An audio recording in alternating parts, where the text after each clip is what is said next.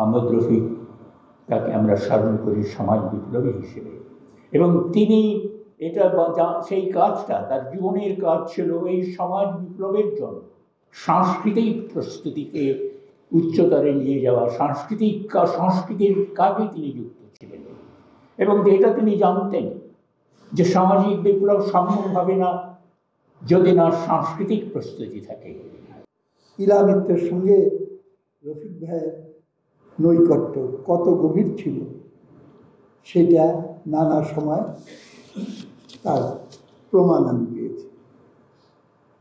মুক্তিযুদ্ধের সময় আমি কলকাতায় ছিলাম না, আমি ট্রেনিং ক্যাম্পে ছিলাম, ওই যুদ্ধতে ছিলাম, ছাত্র ইউনিয়নের জেনারেল সেক্রেটারি ছিলাম।